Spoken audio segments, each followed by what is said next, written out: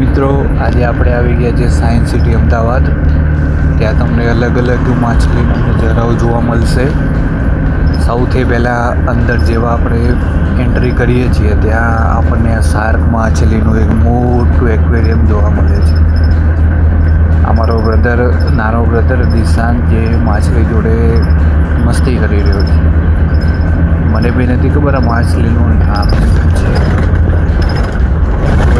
Design જુઓ અને પાછળની એની પાંખો જુઓ. એક નવી અલગ પ્રકારની માછલી. આ માછલીની તરવાની રીત જુઓ તમે, દેખાય છે.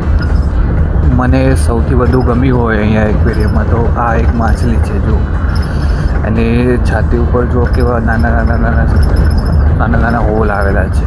હવે એ હોલથી શ્વાસ લેતી હોય છે કે શું કરતી હોય આપણને ખબર છે નહીં.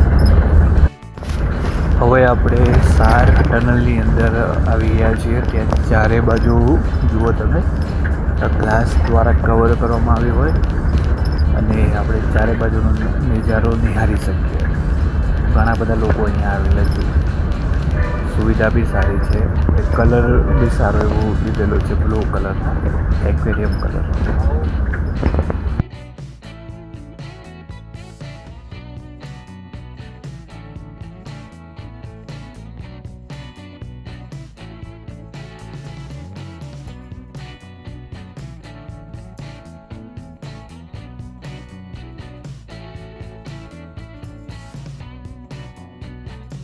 હવે આપણે આવી ગયા છે એક અમેઝિંગ જગ્યા ઉપર, જ્યાં આપણને અંદરના પરજીવાઓ જોવા મળશે, જે નાનું એવું પરફોર્મન્સ કરીને નાના ભૂલકાઓને એન્જોયમેન્ટ આપી રહ્યા છે. જો કેવી મસ્ત રિંગ બનાવી રહ્યું છે. એને તમે જોયું, શ્વાસ લેવા માટે પાછળ એક ટેન્ક લટકાવેલી હતી. હજુ શાર્ક માછલી બધું ખરા. ઓહો બાપ રે, 3 શાર્ક માછલી એક સાથે.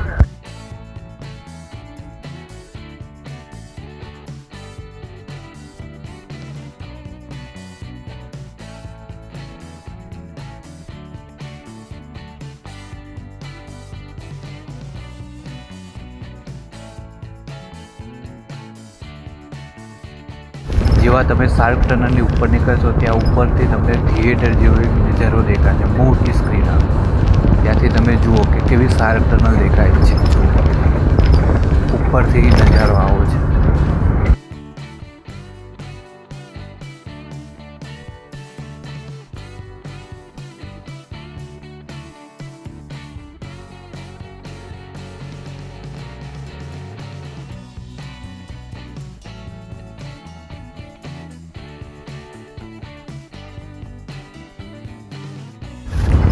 હવે એક એવી માછલી જે જોઈને તમને અલાદીન યાદ આવી જાય છે. અલાદીન કેવું હોય, એની ઉપર બેસીને ઉડતો હોય છે. તો તમારો વિચાર ના થાય બેસીને હું બી સવારી કરું.